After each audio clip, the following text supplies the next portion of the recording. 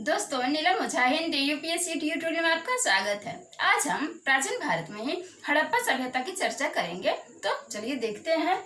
हड़प्पा सभ्यता का काल 2500 ईसा पूर्व से 2500 से 1750 ईसा पूर्व तक रहा। इसमें कराए कि 1922 ईसा पूर्व तक, जब तक हड़प्पा सभ्यता की खुदाई या खनन नहीं हुआ था, तो समझा जाता था कि आर्य सभ्यता ही भारत की प्राचीनतम सभ्यता है। आर्य सभ्यता ही भारत की प्राचीनतम सभ्यता है। मगर 1921 में जब दयाराम साहनी के नेतृत्व में, किसके? दयाराम, ये तो हम लोग सभी को याद हो गया होगा। दयाराम साहनी के नेतृत्व में हड़प्पा पे दया दिखाए साहनी ने, ठीक है। तो उनके नेतृत्व में, और 1922 से 23 में डॉक्टर आर डी बनर्जी के नेतृत्व में मोहनजोदड़ो, जो पाकिस्तान में है, की खुदाई हुई। तो एक आर्य पूर्व सभ्यता, मतलब आर्यों से पहले की सभ्यता प्रकाश में आई, या वो हमारे सामने आई। आरंभिक अवशेष जो थे वो सिंधु नदी घाटी से प्राप्त हुए थे। आरंभिक अवशेष सिंधु नदी घाटी से प्राप्त हुए, इसलिए इस सभ्यता का नाम सिंधु घाटी सभ्यता पड़ा। सिंधु नदी घाटी सभ्यता पड़ा। पर जब लोथल जो गुजरात में है, कालीबंगा जो राजस्थान में है, रोपड़ पंजाब, बनावली हरियाणा, आलमगीरपुर उत्तर प्रदेश से अन्य अवशेष मिले, तब इस सभ्यता का नाम पड़ा हड़प्पा सभ्यता। पहले तो सिंधु सभ्यता पड़ा, सिंधु नदी घाटी सभ्यता। उसके बाद जब इन स्थानों से अवशेष प्राप्त हुए खुदाई के बाद, तो हड़प्पा सभ्यता नाम पड़ा। सीमा विस्तार इसकी देखेंगे। हड़प्पा सभ्यता की सीमा विस्तार उत्तर से दक्षिण कितनी है? 1100 किलोमीटर। 1100 किलोमीटर उत्तर से दक्षिण, मतलब ये हो गया, ठीक है। तो ये 1100 किलोमीटर, और पश्चिम से पूर्व तो ये 1600 किलोमीटर। ये 1100 और ये 1600 किलोमीटर हड़प्पा सभ्यता का विस्तार है, सीमा विस्तार। नगर योजना में देखेंगे तो भवनों का जिक्र आया है। तो अधिकतर भवन जो बने थे वो पक्की ईंटों के ही बने हुए थे। कच्ची और पक्की दोनों ईंटों का साक्ष्य मिला है, बट भवन अधिकतर पक्की ईंटों से बने थे। सड़क के दोनों ओर, ठीक है, सड़क के किनारों पर थे। प्रवेश गलियों से होता था भवनों में। सबसे बड़ा भवन कौन सा है? अनाज गोदाम है। सबसे बड़ा भवन अनाज गोदाम है, जो 45 मीटर लंबा, 45.71 मीटर लंबा और 15 मीटर चौड़ा है। 15.23 मीटर चौड़ा है, ठीक है। 45, अगर ये भी ख्याल रहेगा, 45 मीटर लंबा, 15 मीटर चौड़ा है। क्या? अनाज गोदाम। कहाँ का? हड़प्पा सभ्यता के नगर योजना का भवनों में अनाज गोदाम सबसे बड़ा है, जो 45 मीटर लंबा और 15 मीटर चौड़ा है। अब सबसे बड़ा भवन का तो हमने चर्चा कर लिया। प्लास्टर के लिए क्या क्या यूज किया जाता था? खड़िया, मिट्टी, जिप्सम और गारे का। खड़िया, मिट्टी, जिप्सम, गारे आदि का प्रयोग किया जाता था। किसके लिए? प्लास्टर के लिए। प्लास्टर या प्लास्टर जो भी कहे। कच्ची पक्की, अच्छा यहाँ तो जिक्र आ ही गया, कच्ची पक्की दोनों ईंटें मिली हैं। और ईंटें आयताकार थी। इनका अनुपात क्या था? 4:2। ये जरूर ख्याल रखिएगा, 4:2, 4 का आधा, 4:2 ईंटों का साइज है, आयताकार होती थी। और विशाल स्नानागार ईंटों से निर्मित 11 मीटर लंबा, 7 मीटर चौड़ा और 2 मीटर गहरा, ठीक है। एकदम ये भी नोट डाउन कर लीजिएगा पूरी तरह से। ईंटों से निर्मित क्या है ये? विशाल स्नानागार, 11 मीटर लंबा, 7 मीटर चौड़ा और 2 मीटर गहरा था। यही विशाल स्नानागार सबसे बड़ा था।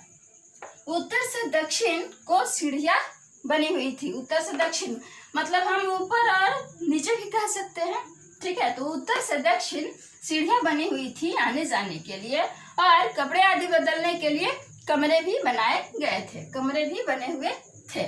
सड़कें, अब सड़कों की चर्चा करें तो सड़कों में पूर्व से पश्चिम यानी ये, और उत्तर से दक्षिण यानी ये। तो ऐसे और ऐसे, तो ये समकोण तो बन ही गया। उत्तर से दक्षिण और पूर्व से पश्चिम सड़कें आई हुई थी, बनी हुई थी, और ये एक दूसरे को समकोण पर काटती थी। 13, 13.5, इसको 13.5 पढ़ सकते हैं, या 13.1/2 से 33 फुट तक, 13.5 से 33 फुट तक क्या थी, चौड़ी थी। क्या सड़क के, कहाँ की, हड़प्पा सभ्यता की। ठीक है, तो पूर्व से पश्चिम, उत्तर से दक्षिण आती हुई ये समकोण पर एक दूसरे को काटती थी और 13.5 से 33 फुट तक चौड़ी थी। सबसे बड़ी सड़क क्या थी, मोहनजोदड़ो में मुख्य सड़क 9.15 मीटर, यानी 9 मीटर भी हम लोग अगर ख्याल में रखते हैं तो मोहनजोदड़ो से 9 मीटर लंबी जो सड़क थी, मुख्य सड़क, उसे पुराविदों ने क्या कहा है, राजपथ कहा है। उस समय का राजपथ कितना चौड़ा था, तो 9 मीटर। नालियां जो थी, गंदे पानी के निकास के लिए नालियां भी थी जो 1 फुट चौड़ी और 2 फुट गहरी थी। बड़ी नालियां गंदे पानी को बाहर एकदम नालों में ले जाती थी। छोटी छोटी नालियां बड़ी नालियों में गंदे पानी को गिराती थी और वो बड़ी नालियां बाहर ले जाती थी, नगरों के बाहर वो गंदे पानी को गिरा देती थी। जल वितरण का सिस्टम यानी पद्धति इनमें उत्तम थी, अच्छी थी। कुछ सार्वजनिक कुएं थे, कुछ घरों में सार्वजनिक कुएं थे, मतलब जो सब यूज करें, और कुछ में अपने थे बनाए हुए या बनवाए हुए। कालीबंगा बोल रहा है, कालीबंगा के हर एक घर में अपने कुएं थे, एकदम पर्सनल। कूड़ेदान की भी व्यवस्था थी, जगह जगह कूड़ों के रख रखाव के लिए कूड़ेदान की भी व्यवस्था थी। बंदरगाह का साक्ष्य कहाँ से मिलता है, तो लोथल से मिलता है। बंदरगाह का साक्ष्य लोथल से मिलता है, जहाँ मिस्र तथा मेसोपोटामिया से जहाज आते जाते थे। उत्तर में, यानी ये उत्तर में 12 मीटर चौड़ा प्रवेश द्वार था, जहाँ से जहाज आते जाते थे। ठीक है, सामाजिक जीवन की चर्चा करें तो मोहनजोदड़ो की सामाजिक व्यवस्था कई वर्गों में विभाजित थी। पहले में शासकीय वर्ग थे, दूसरे में योद्धा वर्ग थे, तीसरे में व्यापारी थे और चौथे में अन्य आते थे, मजदूर वगैरह अन्य लोग। ये लोग मांसाहारी और शाकाहारी दोनों थे। मोहनजोदड़ो से नर्तकी की मूर्ति भी प्राप्त हुई है, तो इससे पता चलता है कि वे संगीत वगैरह में भी रुचि रखते थे, गाना बजाना भी करते थे, वे पासा भी खेलते थे। बच्चे खिलौने आदि से खेलते थे। मुहरों की लिपि से प्राप्त मतलब समझ में आता है कि वे शिक्षित भी थे, उन्हें शिक्षा भी प्राप्त थी। मातृ देवी की पूजा से पता चलता है और मुहरों के चित्र से पता चलता है कि सिंधु नदी घाटी सभ्यता यानी हड़प्पा सभ्यता क्या थी, मातृसत्तात्मक थी। कैसे, मातृ देवी की पूजा और मुहरों के चित्र से पता चलता है कि यह सभ्यता मातृसत्तात्मक थी। शवों की अंत्येष्टि के 3 प्रकार थे। शव 3 प्रकार से पहला तो था पूर्ण समाधिकरण, जिसमें शवों को भूमि में दफना दिया जाता था या गाड़ दिया जाता था। पहले में पूर्ण समाधिकरण में शवों को भूमि में दफना दिया जाता था।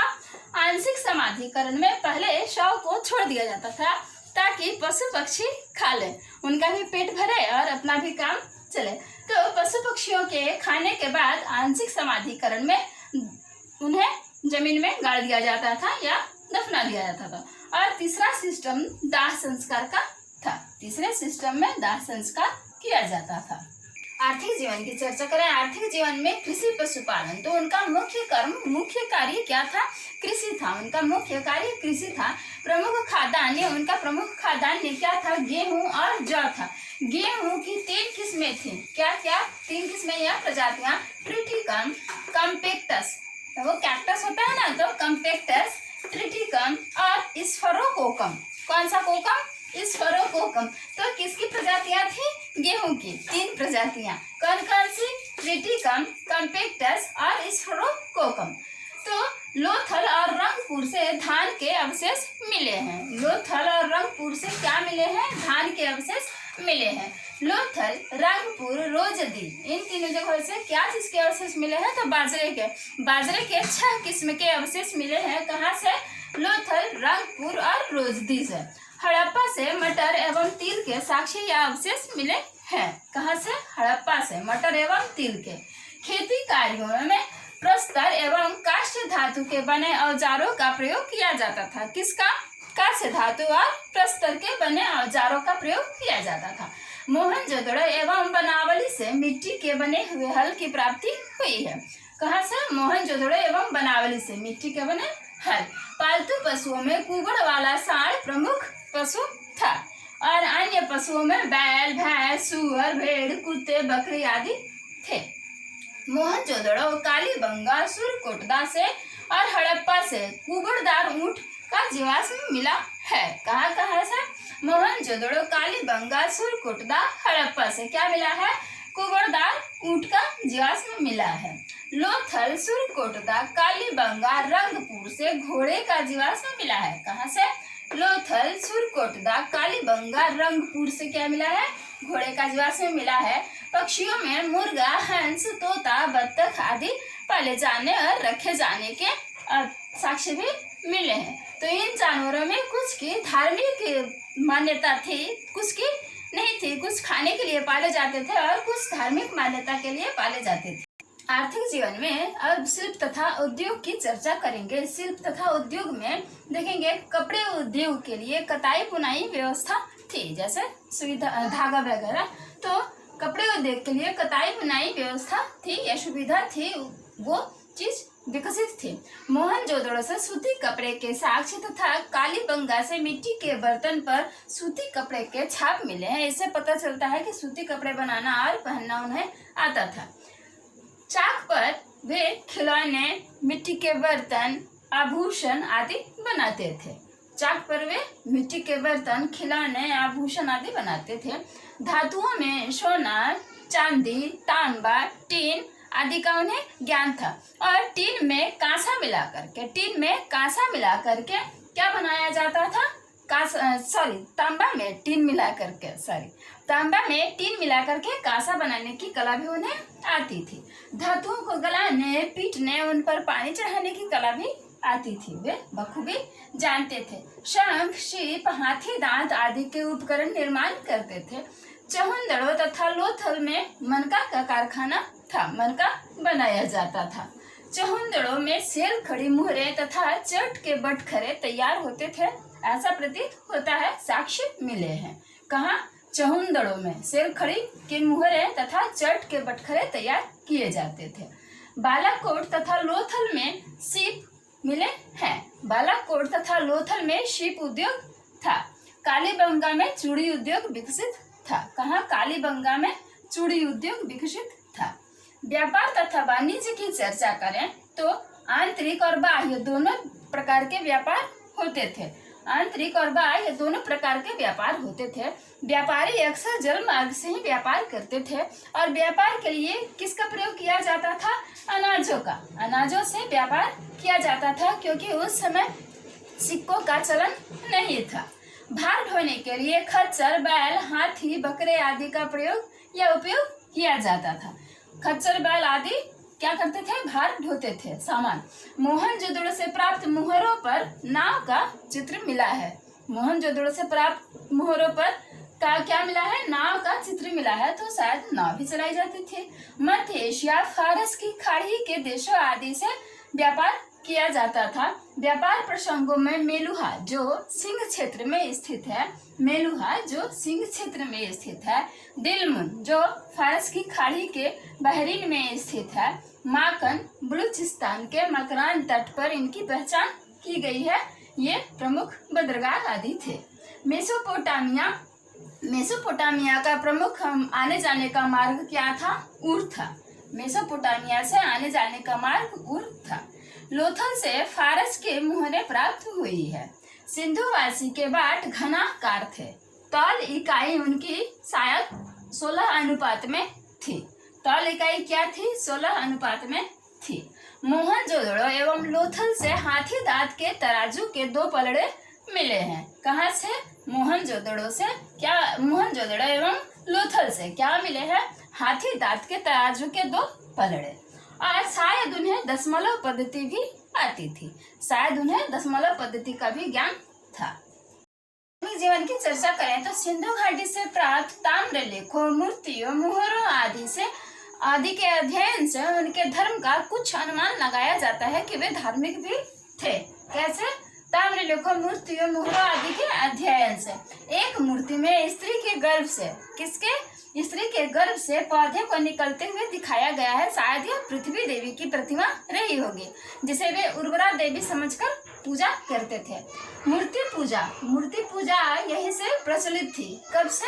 सिंधु घाटी सभ्यता से। एक मुहर में आसन लगाए, पद्मासन लगाए, एक मुहर में पद्मासन लगाए पशुपति महादेव के चित्र को दर्शाया गया है, जिनके सिर पर 3 सिंह है और उनके चारों ओर एक हाथी, एक गैंडा और एक बाघ का चित्र दिया गया है। नीचे आसन के नीचे एक भैंसा और पांव पर 2 हिरन का चित्र दिया हुआ है। नीचे एक भैंसा और पांव पर 2 हिरन का चित्र दिया गया है।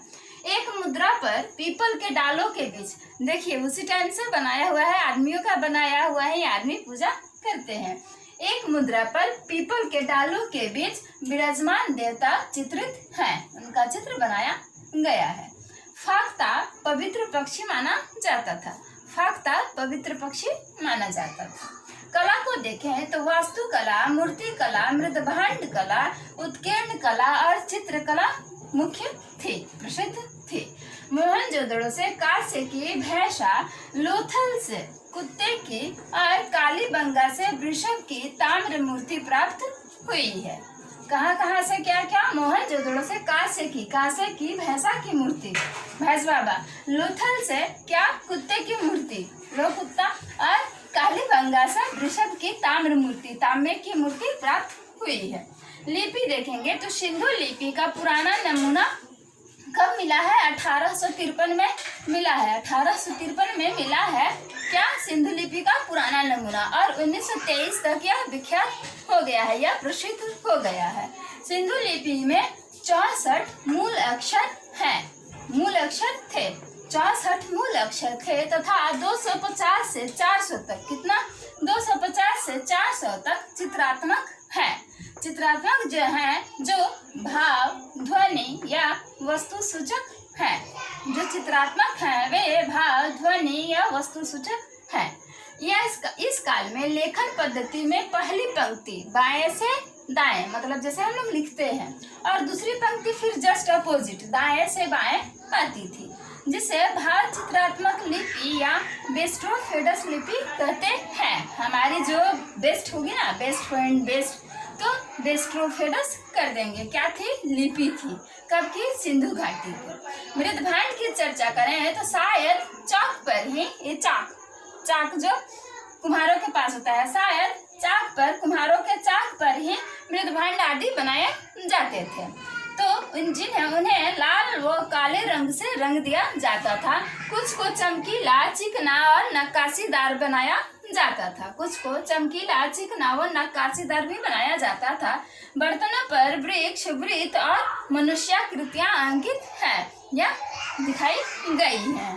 पतन के कारणों की चर्चा करें और मतों के संस्थापकों की, तो कारण पहला कह रहा है नदी की शुष्कता का मत किसने दिया है कि नदी की शुष्कता के कारण इसका पतन हो गया? तो शुद्ध और अग्रवाल ने। नदी शुद्ध मतलब सुख, आप कुछ भी बना लीजिए, कुछ भी ट्रिक पकड़ लीजिए, नदी का सूखना तो शुद्ध और अग्रवाल। अस्थिर नदी तंत्र, अस्थिर लैम्ब्रिक। जलवायु परिवर्तन के कारण हुआ, तो ये किसने कहा? आर्लस्टाइन और A.N. घोष ने कहा कि जलवायु परिवर्तन के कारण हुआ। प्राकृतिक आपदा के कारण, तो इसे K.U.R. केनेडी ने कहा प्राकृतिक आपदा के कारण। भूकंप के द्वारा, किसने कहा? राइक्स ने कहा कि भूकंप के द्वारा हुआ था। पारिस्थितिकी असंतुलन, किसने बताया कि पारिस्थितिकी असंतुलन के कारण हुआ है? तो फेयर सर्विस ने। जैसा भी परिस्थिति रहा, सर्विस कैसा देंगे? फेयर, एकदम अच्छा। तो पारिस्थितिकी असंतुलन, फेयर सर्विस। आर्यों का आक्रमण, किसने कहा कि आर्यों के आक्रमण से हुआ? तो मार्टिमर ह्यूलर, आर्यों और यहाँ आर, ठीक है। बाह्य आक्रमण, किसने कहा कि बाह्य आक्रमण के द्वारा तो गार्डन चाइल्ड स्टुअर्ट और पिगट ने, गार्डन चाइल्ड और स्टुअर्ट पिगट ने, बाहर रहेंगे तो बच्चों को डर रहेगा, बगीचे को भी, तो गार्डन, बाह्य आक्रमण, गार्डन चाइल्ड स्टुअर्ट पिगट। प्रशासनिक शिथिलता के कारण हुआ इसका पतन, किसने कहा? मार्शल ने कहा। प्रशासनिक शिथिलता के कारण, भीषण बाढ़ के कारण हुआ, ये किसने कहा? तो मार्शल, मैके व एस.आर. राव ने, तीनों ने क्या कहा? कहा कि भीषण बाढ़ के कारण हुआ। जल प्लावन एवं विवर्तनिक हलचल के कारण, जल प्लावन एवं विवर्तनिक हलचल के कारण, तो ये कारण किसने दिया? M.R. साहनी ने, M.R. साहनी ने कहा कि जल प्लावन एवं विवर्तनिक हलचल के कारण सिंधु सभ्यता का पतन हो गया। अब खोजकर्ताओं आदि की चर्चा कर लेते हैं। तो स्थल का नाम ये है, ये वर्ष है और ये खोज करता है, और ये कहाँ स्थित है, यह स्थल कहाँ स्थित है? तो क्षेत्र या नदियां जहाँ ये क्षेत्र स्थित है। तो पहला है हड़प्पा। हड़प्पा से याद आया कि ऑफलाइन क्लास में एक फंटूस एक बच्चे ने कहा कि मैम बनाइए ट्रिक, और एक बच्चे ने कहा, कुछ कहते हैं कि ट्रिक चाहिए, कुछ कहते हैं कि ट्रिक नहीं चाहिए। तो एक ने कहा कि आप ट्रिक बनाओ कि हड़प करके एक किस दया दे दो, हड़प करके एक किस दया करके दे दो रावी, किसी लड़की का नाम है 21 को उसने एक किस बना दिया। तो आप भी ऐसे जैसे तैसे जो भी हो एकदम आप अपने से बना लो ट्रिक, और एकदम याद हो जाएगा ना, दिमाग में छप जाएगा। तो हड़प्पा वर्ष है 1921 में खोजा गया, किसके द्वारा? तो दयाराम साहनी के द्वारा। और कहाँ स्थित है? तो रावी नदी के बाएं किनारे पर, ठीक है, रावी नदी के बाएं किनारे या बाएं तट पर स्थित है। दूसरा मोहनजोदड़ो, जिसे मृतकों का टीला कहते हैं। दूसरा है मोहनजोदड़ो, इसकी खोज 1922 में की गई थी बनर्जी के द्वारा, R.D. बनर्जी के द्वारा। यह कहाँ स्थित है? तो सिंध के लड़काना जिले में स्थित है। तो आप लड़ लो किससे? बनर्जी से 22 बार, मोहनजोदड़ो में कुछ भी, ठीक है। मोहनजोदड़ो 1922 R.D. बनर्जी खोज करता है, और यह कहाँ स्थित है? तो सिंध के लड़काना जिले में। तीसरा चहुंदड़ो जो है 1931 में इसे खोजा गया था। चहुंदड़ो को 1931 में 1931 में खोजा गया था M.G. मजूमदार के द्वारा। M.G. मजूमदार के द्वारा यह कहाँ स्थित है? सिंधु नदी के किनारे स्थित है।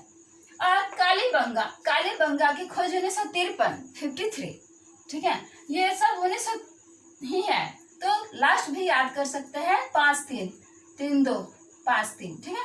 कालीबंगा 53 में खोजा गया था 1953 में एक घोष के द्वारा, और यह कहाँ स्थित है? घग्गर नदी राजस्थान, ठीक है। लोथल की खोज 1955 में हुई थी S.R. राव के द्वारा।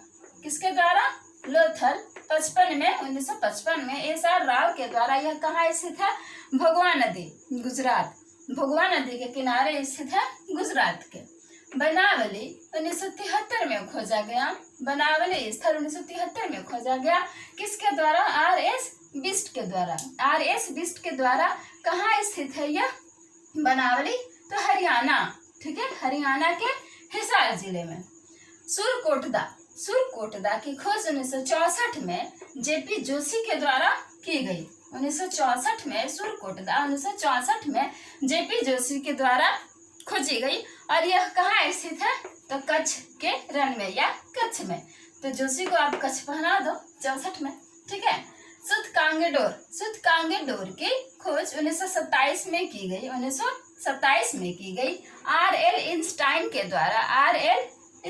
के द्वारा। दास्त नदी कहाँ स्थित है? यह क्या? सूतकांगेडोर, तो दास्त नदी बलूचिस्तान में, दास्त नदी के किनारे बलूचिस्तान में। तो ये स्टाइल मार रहे थे, तो इन्हें क्या हो गया? दस्त। तो दास्त नदी R.L. स्टाइन 1927, सूतकांगेडोर। धौलावीरा 1990 से 91 किसके द्वारा? R.S. बिस्ट के द्वारा। यह भी बिस्ट के द्वारा खोजा गया, और यह कहाँ स्थित है? कच्छ के रण में, गुजरात, ठीक है, कच्छ के रण में R.S. बिस्ट के द्वारा 90-91 में। रंगपुर 1953 में खोजा गया, रंगपुर की खोज 1953 में MS वत्स और रंगनाथ राव के द्वारा की गई। 2 के द्वारा वत्स और राव। अगर ये भी कुछ याद रहता है, ख्याल रहता है, तो पूरा ट्रिक तो मार ही लेंगे। कहाँ स्थित है यह? रंगपुर तो गुजरात। रंगपुर स्थित है गुजरात में। खोज हुई थी 1953 में। कोट दीजिए, इसकी खोज 1953 में हुई थी। इसकी भी खोज 1953 में हुई थी फजल अहमद के द्वारा। कोट दीजिए 1953 में खोजी गई थी फजल अहमद के द्वारा। और कहाँ स्थित है? सिंधु नदी के किनारे। आमरी, आमरी तो ये नाम कभी कभार नहीं सुना होगा आपने। आमरी 1929 से 35 में खोजी गई। 1929 से 35 में खोजी गई। किसके द्वारा? मजूमदार के द्वारा। मजूमदार के द्वारा। और यह भी कहाँ स्थित है? तो सिंधु नदी के किनारे। आलमगीरपुर, आलमगीरपुर 1958 में खोजी गई। किसके द्वारा? YD शर्मा के द्वारा। यह कहाँ स्थित है? हिंडन नदी के किनारे स्थित है। हिंडन नदी के किनारे। क्या चीज? आलमगीरपुर 1958 में खोजी गई। किसके द्वारा? YD शर्मा। YD शर्मा के द्वारा। कहाँ स्थित है? हिंडन नदी के किनारे। तो ये तो हो गए कुछ महत्वपूर्ण स्थल। और अब जो कुछ बच गए, तो एक है ना अलाउद्दीनो। अलाउद्दीनो तो उसकी खोज 1976 में की गई। 1976 में अलाउद्दीनो उसकी खोज 1976 में की गई। किसके द्वारा? W फेयर सर्विस के द्वारा। W फेयर सर्विस के द्वारा। और यह कहाँ स्थित है अलाउद्दीनो? तो सिंधु नदी के किनारे। और उसके बाद क्या बचाता है? रोपड़। रोपड़ का इसमें जिक्र नहीं हुआ है। रोपड़ उसकी खोज 1955 में की गई थी। रोपड़ की खोज 1955 में की गई थी। किसके द्वारा? YD शर्मा के द्वारा। YD शर्मा के द्वारा। और रोपड़ स्थित कहाँ है? तो सतलुज नदी के किनारे। सतलुज नदी के किनारे। सतलुज नदी कहाँ? भारत के मैप पे देखेंगे तो इधर पंजाब के एरिया में, पंजाब में। उसके बाद बालाकोट, वो बालाकोट एयर स्ट्राइक ना, बालाकोट उसकी खोज 1963 से 79 के बीच की गई थी। बालाकोट जिसकी खोज 1963 से 79 के बीच में, 79 के बीच में की गई थी। किसके द्वारा? जॉर्ज डेस के द्वारा। जॉर्ज डेस, कुछ यही नाम है, जॉर्ज डेस के द्वारा की गई थी। और यह कहाँ स्थित है? तो लासवेल। ठीक है, लासवेल घाटी के पास। फिर है मांडा।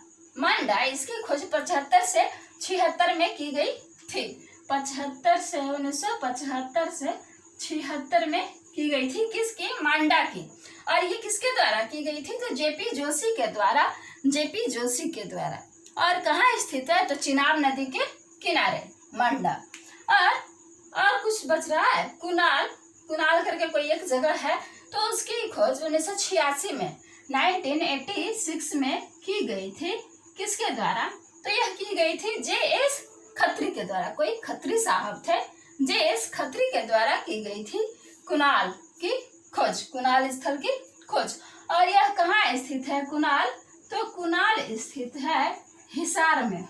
हिसार, ठीक है, यह हिसार में स्थित है। और 1986 में खोज की गई थी। किसके द्वारा? JS खत्री के द्वारा।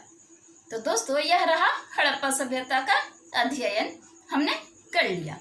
ठीक है, तो वीडियो कैसा लगा हमें जरूर बताइएगा कमेंट करके। तब तक के लिए ऐसे ही पढ़ते रहिए, वीडियो को लाइक सब्सक्राइब करते रहिए। Bye bye, take care.